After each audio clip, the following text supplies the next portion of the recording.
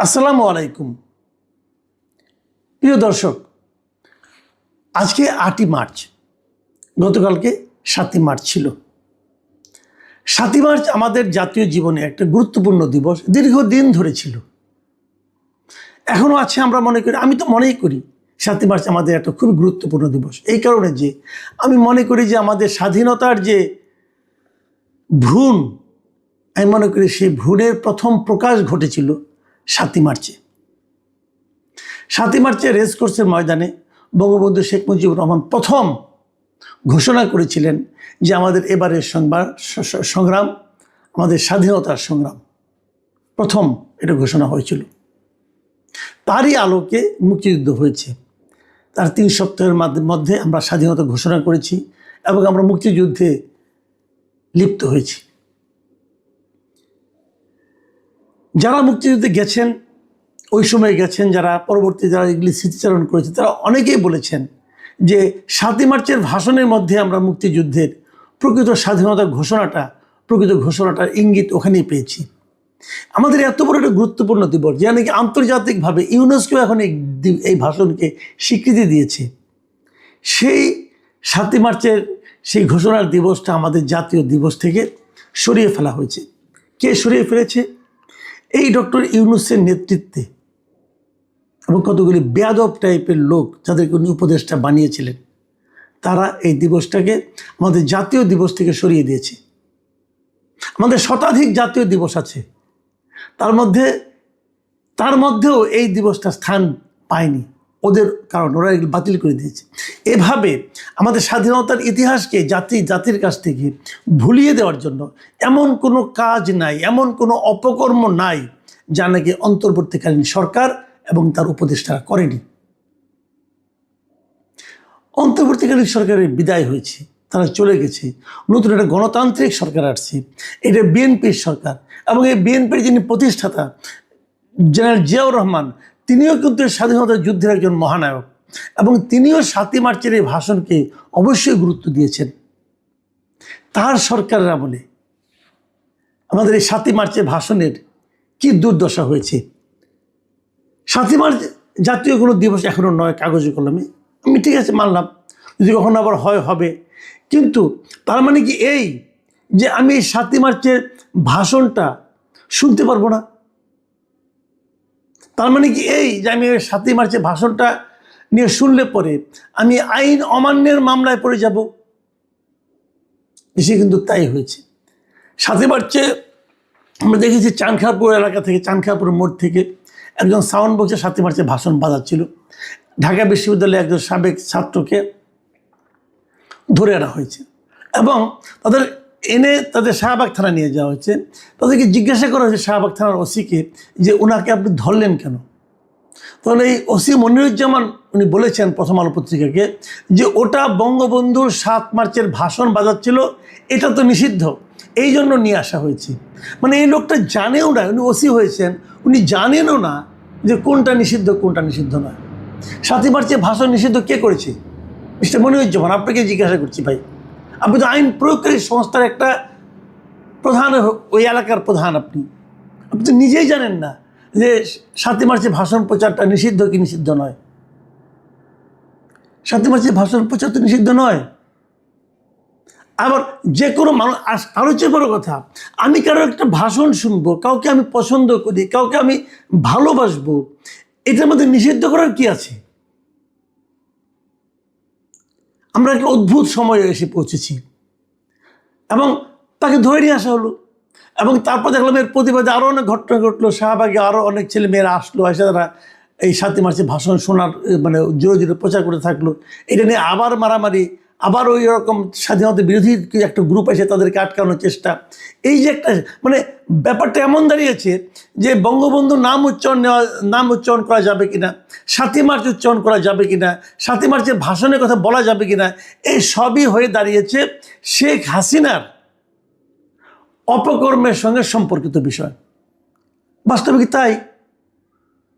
শেখ হাসিনা প্রথম ক্ষমতায় এসেছেন 96 থেকে 2001 পর্যন্ত উনি খারাপ চালিয়েছেন, এটা বলার কোনো সুযোগ তো নাই। তারপর 2009 যখন উনি ক্ষমতায় আসলেন, তারপর থেকে হয়তো আমি 2014 থেকে বলতে পারি উনি খুবই দুঃশাসন চালিয়েছেন এই জাতির উপর, এটাই মানতে রাজি আছি। কিন্তু তার সঙ্গে 7ই মার্চের ভাষণে কি সম্পর্ক? উনি দায়িত্ব নেওয়ার আগে, উনি রাজনীতিতে আসার আগে, তারও তো অনেক আগে 7ই মার্চের ভাষণ প্রচার হয়ে গেছে। বঙ্গবন্ধুর নাম নেওয়া যাবে না, কেন নেওয়া যাবে না? এদেশে যে নাকি বাংলাদেশের নাম উচ্চারণ করবে, যতদিন বাংলাদেশ নাম থাকবে ততদিন বঙ্গবন্ধুর নাম থাকবে। যতদিন বাংলাদেশের নাম আমি গর্বের সঙ্গে উচ্চারণ করব, ততদিন বঙ্গবন্ধুর নাম আমি শ্রদ্ধার সঙ্গে উচ্চারণ করব। কেন করব না? বঙ্গবন্ধুর সঙ্গে শেখ হাসিনার শাসনের কি সম্পর্ক থাকতে পারে, এটা আমি বুঝি না। 32 নম্বর ভাঙা হয়েছে। দেখেন 32 নম্বর কোথায়, আমি একটা সিম্পল একটা এক্সাম্পল দিয়ে বলি যে 32 নম্বরটা কিভাবে একটা জাতির প্রতীকে, স্বাধীনতার প্রতীকে পরিণত হয়েছে। আমি একটা ছোট্ট উদাহরণ দিয়ে আপনাদেরকে বুঝাই। বলা হয় না ধানমন্ডি 32 নম্বর মানে কি? মানে 32 নম্বর সড়ক। এই তো আমরা 32 নম্বরতে যে জায়গাটাকে বুঝি, যে বঙ্গবন্ধুর যেটা বাড়ি ছিল, ওটার নাম্বার, ওই সড়কের নাম্বার কিন্তু 32 না আসলে, এদিকে আপনারা জানেন। ধানমন্ডি সড়কগুলোর নাম চেঞ্জ হয়েছে, অনেক আগে চেঞ্জ হয়েছে, কিন্তু আগে এই সড়কটার নাম ছিল 32 নম্বর। এই 32 নম্বর সড়কে বঙ্গবন্ধুর বাড়িটা ছিল। সেই 32 নম্বর এখন 11 নম্বর সড়ক। এই 11 নম্বর সড়কের 10 নম্বর বাড়িটা হলো বঙ্গবন্ধুর বাড়ি। এখন কেউ কিন্তু 11 নম্বর সড়ক চিনে না, 32 নম্বরই চিনে। কারণ 32 নম্বরটা ধানমন্ডির সকল সড়কের নাম্বার ঠিক আছে, এটাও কাগজ কলমে 11 নম্বর সড়ক, কিন্তু এই 32 নম্বরটা এত বিখ্যাত। এবং এই যখন স্বাধীনতা ঘোষণা করা হয়, যখন স্বাধীনতা যুদ্ধ চলে, যখন বঙ্গবন্ধু 7ই মার্চের ভাষণ দেন, যখন উনি গ্রেপ্তার, সব কিছু 32 নম্বরের এই বাড়ি থেকে হয়েছিল। সেটা এখন 11 নম্বর সড়কের 10 নম্বর বাড়ি। আপনারা ভেঙেছেন 11 নম্বর সড়কের 10 নম্বর বাড়ি, যারা ভেঙেছেন তাদেরকে বলছি। কিন্তু মানুষের মনে কিন্তু রয়ে গেছে 32 নম্বর। এদেশের মানুষের মন থেকে 32 নম্বর ভাঙার চেষ্টা করেন না, আপনারা নিজেরাই ধ্বংস হয়ে যাবেন। পাক বাহিনী পর্যন্ত এটা ভাঙার সাহস পায় নাই, কিন্তু আপনারা গায়ের জোরে ভেঙেছেন। এই ভাঙার মাধ্যমে আরো হাজারো বাঙালির মনে এই 32 নম্বরকে চিরস্থায়ী করে দিয়েছেন আপনারা। এই ভগ্নস্তূপের জায়গায় একদিন দেখবেন কত বড় ভবনের তৈরি হয়, যদি থাকেন বেঁচে দেখতে পারবেন। এইভাবে ভাঙলে হয় না। শেখ হাসিনার অপশাসন, শেখ হাসিনার স্বৈরাচারী শাসন, শেখ হাসিনার ফ্যাসিবাদী আচরণ, এই সব কিছুর আমরা নিন্দা করি এবং এই সব কিছুর বিচার হতে হবে, আমি এটা মনে করি। আপনারা সেই বিচারটা করেন, কিন্তু বিচার না করে আপনারা যদি গায়ের জোরে এরকম ভাঙতে থাকেন, পুড়তে থাকেন, তাহলে বরঞ্চ তাদের প্রত্যাবর্তনটাকে আপনারা ত্বরান্বিত করছেন। এই জিনিসটা মাথায় রাখবেন। আর আমি এই যে সরকার, বিএনপি সরকার, ওনার একটা গণতান্ত্রিক গভর্নমেন্ট, আমি ওনাদের কাছে জিজ্ঞাসা করতে চাই, আপনাদের পুলিশরা কি করছে? আপনারা পুলিশদেরকে কি ইনস্ট্রাকশন দিয়েছেন? একজন লোক 32 নম্বরে বঙ্গবন্ধুকে ভালোবেসে ফুল দিতে যাবে, তাকে আপনি অ্যারেস্ট করবেন এবং অ্যারেস্ট করে তাকে আপনি সন্ত্রাস বিরোধী মামলা ঢুকাই দিবেন? ফুল দেওয়াটা কি সন্ত্রাসী কাজ? তাও সেই মামলা কি আজকে থেকে 5 মাস আগের মামলা। কাজটা ঠিক হয়েছে ভাই? এর নাম গণতন্ত্র? আপনারা তো মাত্র গণতন্ত্রের যাত্রা শুরু করেছেন, এখনই এগুলি দেখাচ্ছেন। এই সরকারের কাছে আমার আরেকটা বক্তব্য, আপনার যে পুলিশ কর্মকর্তা বলে যে 7ই মার্চের ভাষণ নিষিদ্ধ, সেই পুলিশ কর্মকর্তার বিরুদ্ধে আপনার অ্যাকশন নিতে দেরি হচ্ছে কেন? নাকি আপনারা তাদেরকে শিখিয়ে দিয়েছেন এগুলো? সে পুলিশ হওয়ারই যোগ্য না, যে আইন জানে না। আমি এই সরকারের উপর সত্যি এখন কিন্তু হতাশ হতে শুরু করেছি। আজকে তো আমি বেশ হতাশ, এই কারণে যে আজকে আরেকটা খবর শুনলাম যে আনিস আলমগীরের নাকি আজকেও জামিন হয়নি। তার মামলা আজকে উঠেছিল, তার জামিন হয়নি।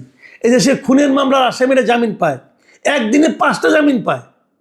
এই সাবির হোসেন চৌধুরী খুনের মামলা, তার 5টা 6টা মামলা আছে, ম্যাজিস্ট্রেট কোর্ট থেকে জামিন পেয়ে গেছে একই দিনে। আর আনিস আলমগীর, সে কি খুন করছে রে ভাই? সে কিন্তু সাংবাদিক, সত্য কথা বলতে গেছিল, ইউনিট সরকার তাকে আটকে রাখছে। আমি ভেবেছিলাম এই সরকার এসে বোধহয় প্রথম তার মামলাটাকে বাতিল করে দিবে। এই সরকার এসে কিন্তু কয়েক হাজার মামলা অলরেডি বাতিল করে নিচ্ছে, উঠাই নিচ্ছে। আনিস আলমগীরের মামলা আছে, আনিস আলমগীরকে জেলখানা থেকে বের হতে দেওয়া হবে না। এটার নাম আইনের শাসন?